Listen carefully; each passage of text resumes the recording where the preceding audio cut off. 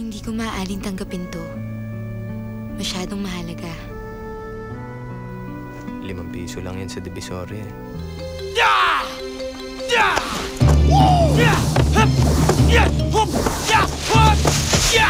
Ako si Kalubay! Sa bayan ng Kabangkalan! Ano ba ang kaya mong gawin? Marunong ako magluto! Maglaba! Mamlansa! Marunong ka bang lumakad? Sige na, umuwi ka na. Darth Vader? Lo?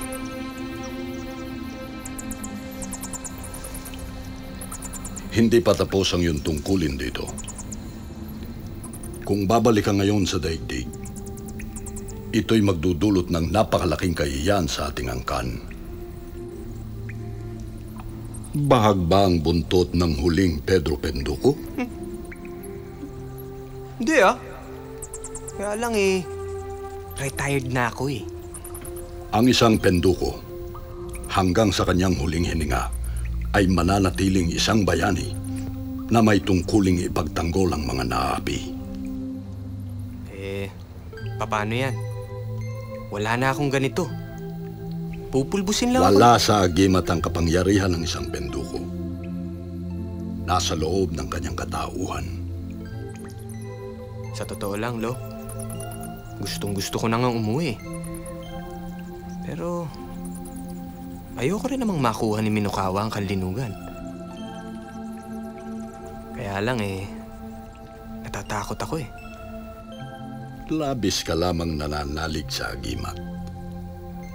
Matututo ka rin. Paano kung ayaw ko pa rin?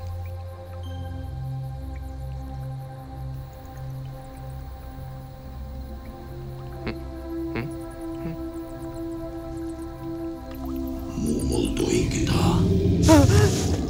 Meg Ryan! Magwayin.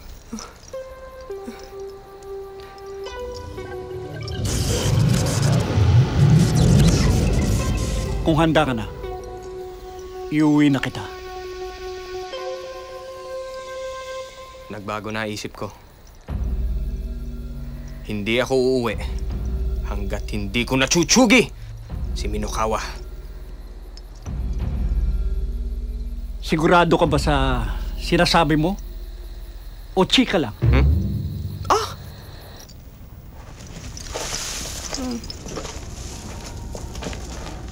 Ito ang bayan ng Duluanon. Hi! Hello! Yoo! Bakit parang hindi nila ako feel? Nakarating na ang balita tungkol sa nangyari sa Talon-Anon. Siguro dapat mag-sorry ako sa kanila. Wala palang sinabi to. Wag! Deadma ka lang. Kailangan mabawi mo ang tiwala nila sa iyo bilang isang bayani. Well, at least hindi ko na makikita si Bulan. Hinihintay ka niya sa inyong kulandong. Ha? Oo, kasama ito sa panliligaw. Huwag ka mag-alala. Gagabayan kita. Kung kayo na kaya ang pakasal?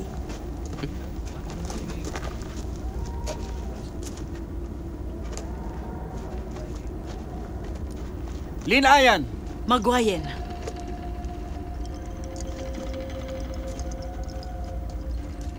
Narinig ko ang nangyari sa Talon-Anon. Tibayan mong loob mo. Pedro, siya si Linayan. Baylan ng bayan ng Duluanon. Hello, Mother! Siya si Pedro Pinduko. Karangalan ko.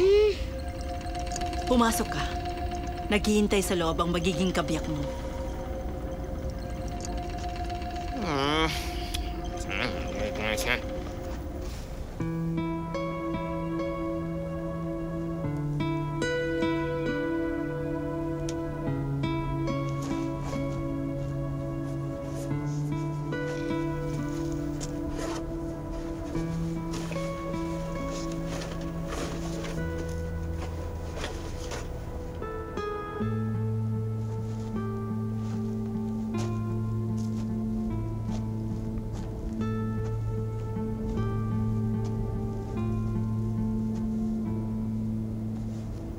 Sa'yo na. Hindi ko maaaring tanggapin to. Masyadong mahalaga. 5 piso lang yan sa Divisoria. Sige na, tanggapin mo na. Kulang pa nga yan para sa mga problemang binigay ko sa'yo eh. Sige na. Salamat.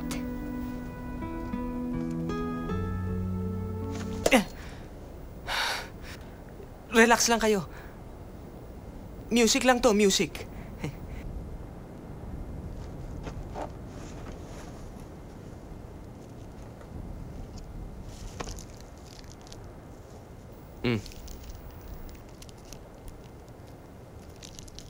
Ano to?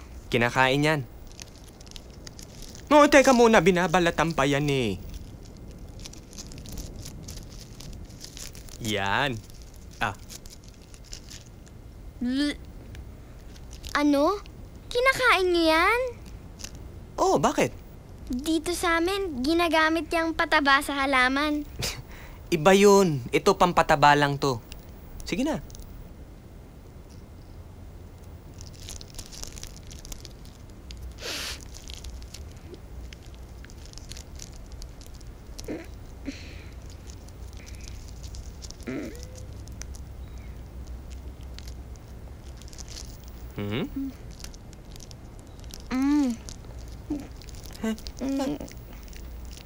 Sarap? Thank you, ah. Ikaw, gusto mo rin? Ito, si Pedro. Tatan! Apo ng unang Pinduko. Isang magiting na mandirigma. Gaya ng sinabi ko sa inyo, pipili ako ng 5 mandirigma mula sa inyo upang lumaban sa lanto ng kanak. Sino ang sasali? Ako! Ako sasali! Hindi maaaring piliin ko kayong lahat. Ang kailangan ko ay 5 lamang. Pero mas higit kami sa 5. Paano kayo pipili? Sa pamamagitan ng ritual ng pagpapakitang gilas.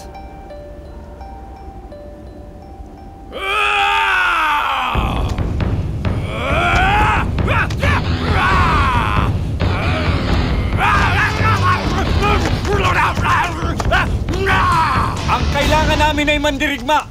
Hindi, halimaw. You...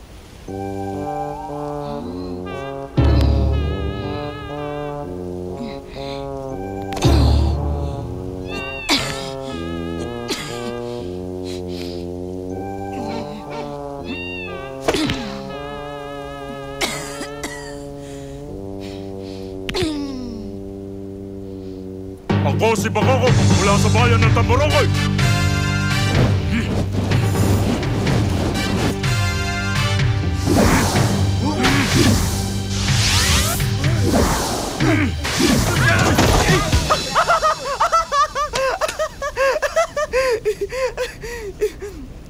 Galing siya. Hup! Ya! Hup! Yeah! Ha! Hup! Ya! Hu! Ya! Hup! Ya! Hu! Katumbal! Bayan ng Pulong Pandan! Ya! Ya! Hu! Hup! Ya! Hup! Ya! Hup! Ya! Hup! Ya! Ako si Tukmol, galing ng Gimbalaon. Wow! Ah! Ew!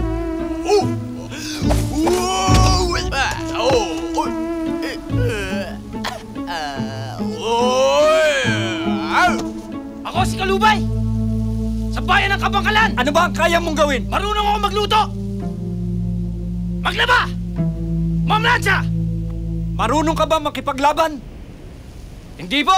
Mabait po akong tao! Marunong ka bang lumakad? Sige na, umuwi ka na. Next! Ako si Putakti, galing ng Kamakama.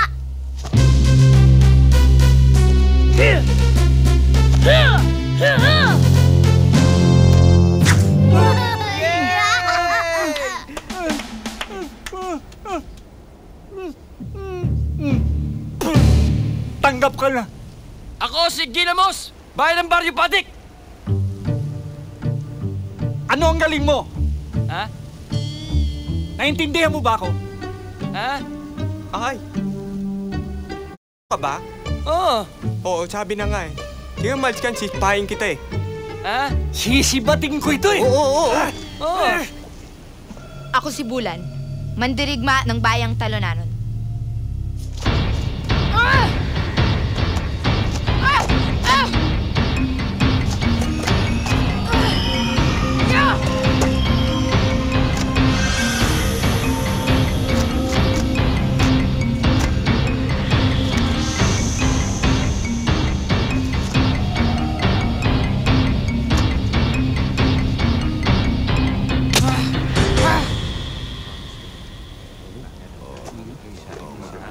Magpupulong muna mga baylan upang piliin ang nararapat na 5 mandirigma. Nakapagpasya na kami kung sino ang 5 mandirigmang lalabang kay Milokawa. Kapag tinawag ko ang inyong pangalan, lumapit. Bulan ng Talonanon.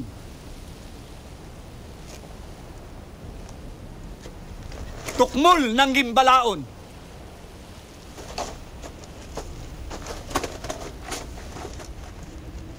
Makokok ng Tamburukoy.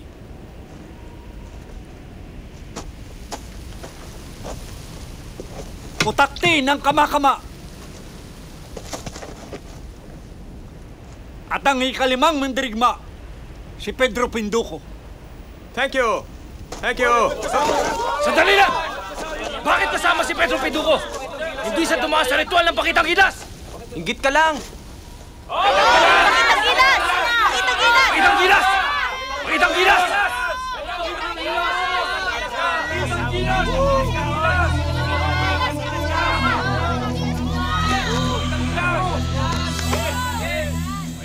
Ako, si Pedro Penduko. Dayuhan! Mula sa beautiful place of Quezon City! Mabuhay!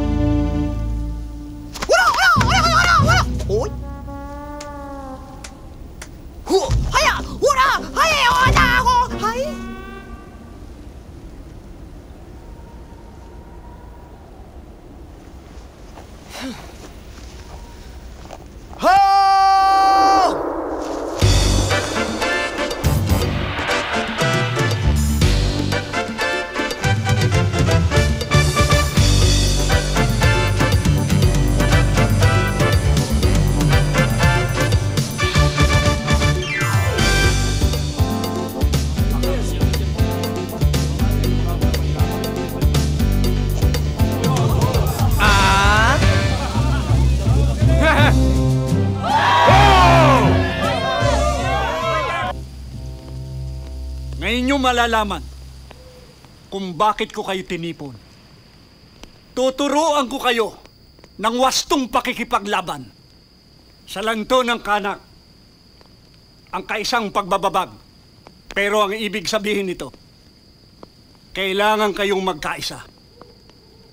Ang kaisang pagbababag ay isang pakikipaglaban na nangangailangan ng tamang-tamang pagkakaisa ng kilos at ulos. Kalimutan muna ninyo ang inyong kaibahan, ang inyong hidwaan. Sa ganitong paraan lamang, kayo matututo. Kaya ba ninyo? Kaya! Umpisahan na natin ang mahabang pagsasanay.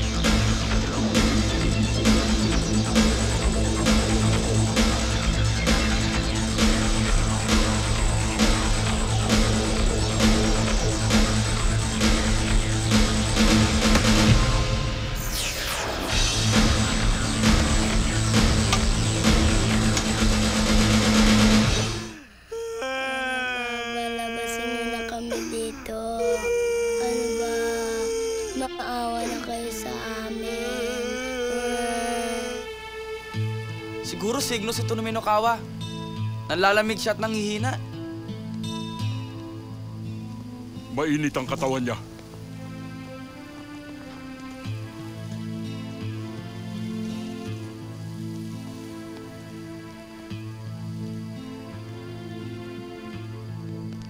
Anong nararamdaman mo?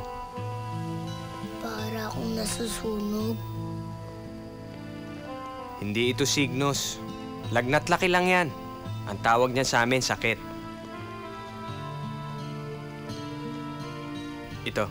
Ito ang inumin mo. Ano yan? Huwag kang mag-alala. Masarap to. Oh. Ayos ba? Mamaya mawawala na ang lagnat mo. Pedro, maraming salamat. Ngunit ikinalulungkot ko. Ang sakit ninyong dalawa ay hindi na makukuha sa gamot.